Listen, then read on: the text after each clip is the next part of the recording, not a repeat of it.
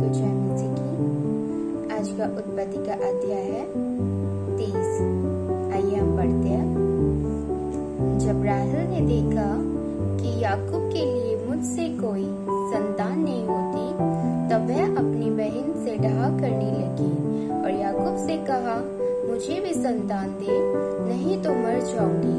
तब याकूब ने राहेल से क्रोधित होकर कहा, क्या मैं परमेश्वर हूँ? तेरी कोख तो उसी ने बंद कर रखी है। राहेल ने कहा, अच्छा, मेरी दासी बिल्हा हाजिर है, उसी के पास जा, वह मेरे घुटनों पर जनेगी और उसके द्वारा मेरा भी घर बसेगा। तब उसने उसे अपनी दासी बिल्हा को दिया कि वह उसकी पत्नी हो, और याकूब उसके पास गया और बिल्हा गर्भवती हुई और याकूब से उसके एक पुत्र उत्पन्न हुआ। तब राहेल ने कहा, परमेश्वर ने मेरा न्याय चुकाया और मेरी सुनकर मुझे एक पुत्र दिया, इसलिए उसने उसका नाम दान रखा। राहेल की दासी बिल्हा फिर गर्भवती हुई और याकूब से एक पुत्र और उत्पन्न हुआ। तब राहेल ने कहा, मैंने अपनी बहन के साथ बड़े बल से लिपटकर मलयुद्ध किया और अब जीत गई। अतः उसने उसका नाम नप्ताली रखा। जब लिया ने देखा कि मैं जन्म से रहित हो गई हूँ, तब उसने अपनी दासी जिल्पा को लेकर याकूब की पत्नी होने के लिए दे दिया, और लिया की दासी जिल्पा के भी याकूब से एक पुत्र उत्पन्न हुआ। तब लिया ने कहा, अहो भाग्य, इसलिए उसने उसका नाम गाद रखा। फिर लिया की दासी जिल्पा के याकूब से एक और पुत्र उत्पन्न हुआ। तब लिया ने कहा, मैं धन्य हूँ, निश्चय स्त्रियां मुझे धन्य कहेंगी, इसलिए उसने उसका नाम आसेर रखा। गेहूं के कटने के दिनों में रूबेन को मैदान में दूधा फल मिले और वह उनको अपनी माता लिया के पास ले गया। तब राहेल ने लिया से कहा, अपने पुत्र के दूधा फलों में से कुछ मुझे दे।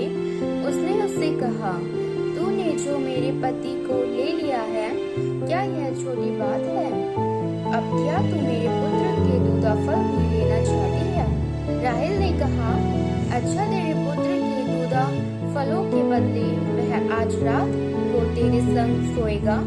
सांझ को जब याकूब मैदान से आ रहा था, तब लिया उससे भेंट करने को निकली और कहा, तुझे मेरे ही पास आना होगा, क्योंकि मैंने अपने पुत्र के दूधा फल देकर तुझे सचमुच मोल लिया।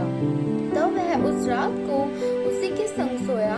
तब परमेश्वर ने लिया की सुनी और वह गर्भवती हुई और याकूब से उसकी 5वां पुत्र उत्पन्न हुआ।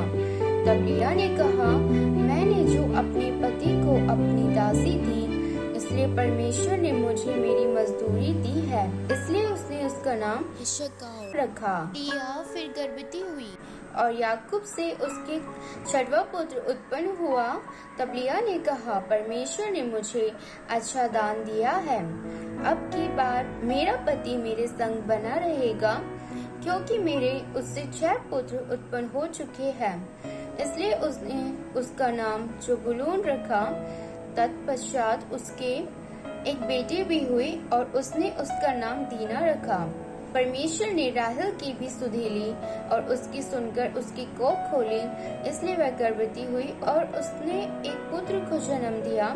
तब उसने कहा, परमेश्वर ने मेरी नामधराई को दूर कर दिया है, इसलिए उसने यह कहकर उसका नाम यूसुफ रखा, परमेश्वर मुझे एक पुत्र और भी देगा। जब राहेल से यूसुफ उत्पन्न हुआ, तब याकूब ने लाबान से कहा, मुझे विदा कर कि मैं अपने देश और स्थान को जाऊं। मेरी स्त्रियां और मेरे बच्चे जिनके लिए मैंने तेरी सेवा की है, उन्हें मुझे दे कि मैं चला जाऊं। तू तो जानता है कि मैंने तेरी कैसी सेवा की है। लाबान ने उससे कहा, यदि तेरी दृष्टि में मैंने अनुग्रह पाया है, तो यही रह जा, क्योंकि मैंने अनुभव से जान लिया है कि यहोवा ने तेरे कारण से मुझे आशीष दी है। फिर उसने कहा, तू ठीक बता कि मैं तुझको क्या दूं। और मैं उसे दूंगा। उसने उससे कहा, तू जानता है कि मैंने तेरी कैसे सेवा की और तेरे पशु मेरे पास किस प्रकार से रहे। मेरे आने से पहले वे कितने थे और अब कितने हो गए हैं। और यहोवा ने मेरे आने पर तुझे आशीष दी है, पर मैं अपने घर का काम कब करने पाऊंगा। उसने फिर कहा, मैं तुझे क्या दूं? याकूब ने कहा, तू मुझे कुछ न दे। यदि तू मेरे लिए एक काम करे तो मैं फिर तेरी भेड़ बकरियों को चराऊंगा और उनकी रक्षा करूंगा। मैं आज तेरी सब भेड़ बकरियों के बीच होकर निकलूंगा, और जो भेड़ या बकरी चित्ती वाली और चितकबरी हो, और जो भेड़ काली हो और जो बकरी चितकबरी और चित्ती वाली हो, उन्हें मैं अलग कर रखूंगा और मेरी मजदूरी में वे ही ठहरेंगे। और जब आगे को मेरी मजदूरी की चर्चा तेरे सामने चले, तब धर्म की यही साक्षी होगी, अर्थात बकरियों में से जो कोई न चित्ती वाली न चितकबरी हो और भेड़ों में से जो कोई काली न हो, यदि मेरे पास निकले तो चोरी की ठहरेंगी। तब लाबान ने कहा, तेरे कहने के अनुसार हो। अतः उसने उसी दिन सब धारी वाले और चितकबरे बकरों और सब चित्ती वाली और चितकबरी बकरियों को, अर्थात जिनमें कुछ उजलापन था, उनको और सब काली भेड़ों को भी अलग करके अपने पुत्रों के हाथ सौंप दिया। और उसने अपने और याकूब के बीच में 3 दिन के मार्ग का अंतर ठहराया। और याकूब लाबान की भेड़ बकरियों को चराने लगा। तब याकूब ने चिनार और बादाम और अमरोन वृक्षों की हरी हरी छड़ियां लेकर उनके छिलके कहीं कहीं छील के उन्हें धारीदार बना दिया, ऐसी कि उन छड़ियों की सफेदी दिखाई देने लगी।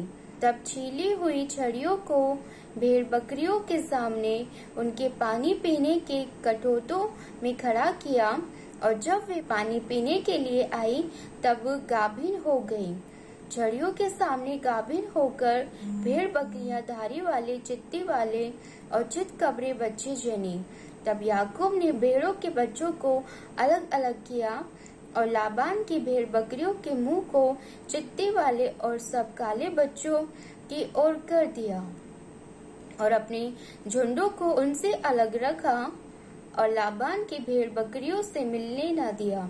और जब जब बलवंत भेड़ बकरियां गाभिन होती थी, तब तब याकूब उन छड़ियों को कटोरों में उनके सामने रख देता था, जिससे वे छड़ियों को देखती हुई गाभिन हो जाएं। पर जब निर्बल भेड़ बकरियां गाभिन होती थी, तब वह उन्हें उनके आगे नहीं रखता था।